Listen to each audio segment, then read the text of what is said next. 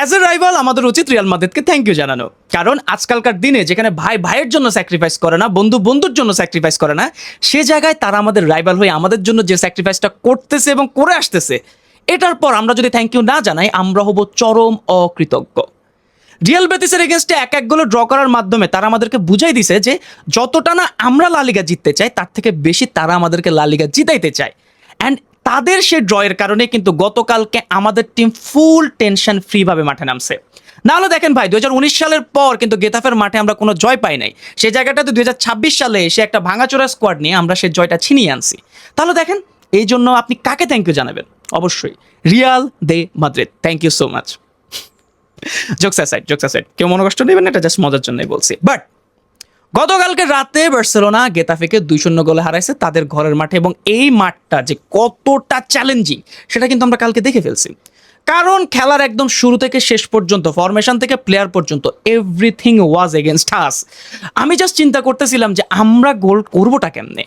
শুরুতে যখন আমি ফরমেশনটা দেখছি, 8:15-তে খেলা শুরু, 7:15-র দিকে ফরমেশনটা চলে আসছে, এবং যখন আমি দেখলাম যে তাদের ফরমেশনটা 5-4-1, লিটারালি 5-4-1 ফরমেশনে খেলতেছে, আমি প্রথম দেখাতে চোট খেয়ে গেছি যে এই ফরমেশন আমরা গোল করবো কেমনে।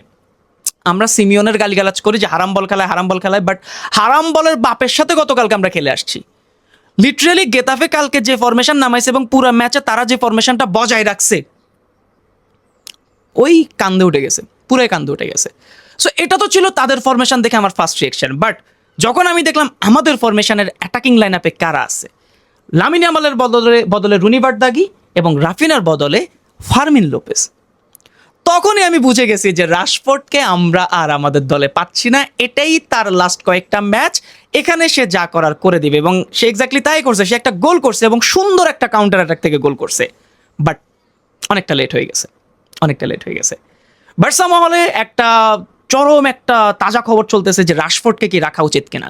30 মিলিয়নের মতো একটা রেট ইনফ্লেশনের এই মার্কেটে রাশফোর্ডের মতো প্লেয়ার যার গোল অ্যাসিস্ট অনেকগুলো হয়ে গেছে, তাকে কেন আমরা রাখতেছি না? এখন এটা নিয়ে দুই পক্ষের অনেক ধরনের মতামত আছে। এক পক্ষ বলতেছে যে তাকে রাখা উচিত, আরেক পক্ষ বলতেছে রাখা উচিত না। আমার থেকে যদি পার্সোনালি জানতে চান, আমার এখানে অনেক ধরনের অপিনিয়ন আছে। সিজনের শুরু থেকে সে যখন একটা উড়ন্ত ফর্মে ছিল, যখন আমাদেরকে বারবার ডেলিভার করতেছিল ইউসিএল এ নিউক্যাসলের এগেইনস্টে সেই ম্যাচ এবং অন্যান্য ক্লাচ ম্যাচ যেগুলো আছে, এগুলোর পর I was pretty much convinced যে 30 মিলিয়নের যে ট্রান্সফার ক্লজটা আছে এটা ট্রিগার করা উচিত। বাট আমাদের যখন রাফিনা ইনজুর হইলো, তখন রাশফোর্ডের দরকার ছিল পারফর্ম করা, বাট সেই সময়টাতে ফাম্বল করছে, এবং তখনই আমার মনে আস্তে আস্তে ডাউট আসা শুরু করলো যে রাশফোর্ড কি আসলে আমাদের সেই প্লেয়ার যার উপর আমরা আমাদের বিপদের সময় একটু ভরসা করতে পারবো। এবং ধীরে ধীরে সে যখন একটু করে অফ ফর্মে গেল, আমি কনভিন্সড হয়ে গেছি যে না, রাশফোর্ডকে 30 মিলিয়ন দিয়ে আমাদের কেনা উচিত না। এখন দেখেন এটা তো একটা যুক্তি গেল, বাট আরেকটা যুক্তি আছে। রাশফোর্ডের ট্রান্সফার যে ইয়েটা আছে, ট্রান্সফার যে ভ্যালুটা আছে, এটা হচ্ছে 30 মিলিয়ন, মানে তাকে 30 মিলিয়ন দিয়ে আমরা আমাদের দলে আনতে পারবো। বাট আমাদেরকে মনেও রাখতে হবে যে আমরা হচ্ছে একটা গরিব ক্লাব। 30 মিলিয়ন হয়তো আমরা পে করে ফেলবো, বাট তার যে ওয়েজেস আছে, মানে বেতন আছে, সেটা কিন্তু অনেক বেশি। এখন আমাদের ফার্স্ট চয়েস লেফট উইঙ্গার কে হবে? অবশ্যই রাফিনা দিয়াস বেল্লোলি। সেকেন্ড চয়েস কি হবে? রাশফোর্ড। এখন আপনি বলেন, বার্সেলোনার মতো একটা ক্লাব যারা এখন 1:1 আসতে অনেক বেশি হাসিল করতেছে, সেই জায়গায় তাদের ব্যাকআপ লেফট উইঙ্গার যদি রাশফোর্ড হয় এবং তার ওয়েজেস যদি এত বেশি হয়, সেটা কি আসলে যুক্তিযুক্ত? I don't think so. এই জন্যই হয়তো ডেকো এখন বলতেছে যে আমরা আরেকটু বেশি ট্রান্সফার ফির দিকে যাবো, বাট একটা ইয়ং প্লেয়ার আনবো যার ওয়েজেসটা একটু কম থাকবে। এবং বার্সেলোনা কিন্তু সবচেয়ে বেশি সাফার করে কিন্তু এই ওয়েজেসের দিক দিয়ে, বেতন কাঠামোর দিক দিয়ে কিন্তু লা লিগা আমাদেরকে মারপ্যাচ দিচ্ছে, যার কারণেই কিন্তু আমরা অনেকগুলো প্লেয়ারকে আনতে পারতেছি না। এমন না যে বার্সেলোনা ট্রান্সফার ফিটা পুল আপ করতে পারবে না, বাট আমরা ওয়েজেসটা মিলাতে পারবো না। এই জন্যই আমার কাছে এখন মনে হয় যে রাশফোর্ডকে রাখা উচিত, এবং মোস্ট প্রবাবলি হ্যান্সি ফ্লিকও সেই জিনিসটা চায় না, যার কারণে যখন সুযোগ ছিল যে রাশফোর্ডকে মাঠে নামানো, সেই জায়গায় সে রাশফোর্ডকে নামায় না, ফার্মিন লোপেজকে নামাইছে, এবং ফার্মিন লোপেজও কিন্তু ডেলিভার করছে। প্রপারলি ডেলিভার করছে, যার কারণেই কিন্তু গেতাফের এগেনস্টে 2019 সালের পর আমরা এই জয়টা পাইছি। So hats off to the team. এখন দেখেন টিমের পারফরমেন্স কেমন ছিল। শুরু থেকে গেতাফে বললাম না যে হারাম বল খেলতেছিল, এবং কোন লেভেলের হারাম বল খেলতেছিল। আমি দেখতেছিলাম যে আমার টিমের অ্যাপ্রোচটা গুড, আমার টিম বারবার আক্রমণ করতেছিল, বারবার ক্রস করতেছিল, বক্সের ভিতরে ঢুকার ট্রাই করতেছিল, বাট একসাথে যখন এতগুলো প্লেয়ার আপনার একটা বক্সের ভিতর ঢুকে থাকবে, তখন সেই জায়গাটাতে গোল করা অনেক টাফ হয়ে যাবে।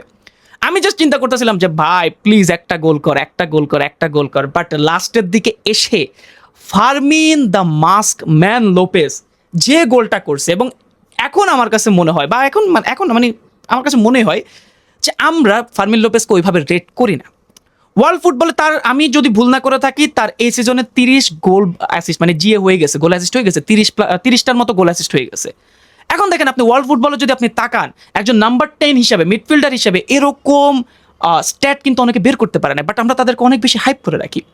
এখন আমি জানি যে মিডফিল্ডারদের কাজ না গোল স্কোর করা না, বাট সে একজন অ্যাটাকিং মিডফিল্ডার, সো তাকে গোল করতে হবে, এবং সেই জিনিসটা কিন্তু সে পুল আপ করছে। তাহলে ওই রকমভাবে কি তারা আমরা হাইপ করি? আমার কাছে মনে হয় না। প্রচুর আন্ডাররেটেড একটা প্লেয়ার, এবং আমি যখনই ফার্মিন লোপেজের গোলটা দেখি এবং আমার মাথায় আসে যে চেলসি 40 মিলিয়ন অফার করছে এই প্লেয়ারের জন্য, আমার মাথা আগুনে জ্বলে জায়গা যে কেমনে তোরা এই কাজটা কেমনে করতে পারলি, তোদের মনে কেমনে দিছে এই জিনিসটা করার। সো ফার্মিন লোপেজ ওয়াজ সুপার, এবং সে যখন লামিন ইয়ামালের যে সেলিব্রেশনটা আছে 304, ওইটা দেখার পর আমার আসলে মনটা অনেক ভালো, মানে হোলসাম একটা মোমেন্ট হয়ে গেছে, কারণ লামিন ইয়ামাল এখন ইনজুরিতে আছে, এবং সে যখন এই সেলিব্রেশনটা দিছে তখন মানে বোঝা যায় যে কেন এই ক্লাবটাকে মোর দ্যান এ ক্লাব বলা হয়, কেন এই টিমটাকে একটা ফ্যামিলি বলা হয়, কেন এই টিমের মধ্যে এত বোঝাপড়ার ভালো আছে। সো ওই জন্য আমার কাছে খুব ভালো লাগতেছিল।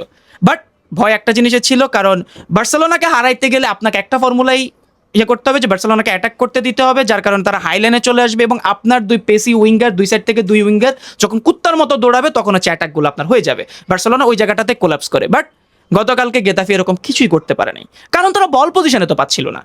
20% না 22% বল পজিশন নিয়ে তারা খেলতেছিল, সো ওই জায়গাটাতে তাদের পায়ে বল দিচ্ছিলাম না আমরা। তবে হারাম বল কোন লেভেলের, আমরা সিমিওনের গালিগালাজ করি, বাট হারাম বল যে কোন এক্সট্রিম লেভেলে যাইতে পারে সেটা আমরা গেতাফের মাঠে গেছে দেখছি। অ্যান্ড গেতাফের মাঠ নিয়ে কিছু বলার নাই, জেরার্ড মার্টিন অল্পের জন্য ইনজুরি থেকে বাঁচতে ফিরে আসছে, মানে অল্পের জন্য বেঁচে গেছে সে, কি বলতেছি বাঁচতে অল্প, মানে ইনজুরিতে পড়তে বেঁচে গেছে।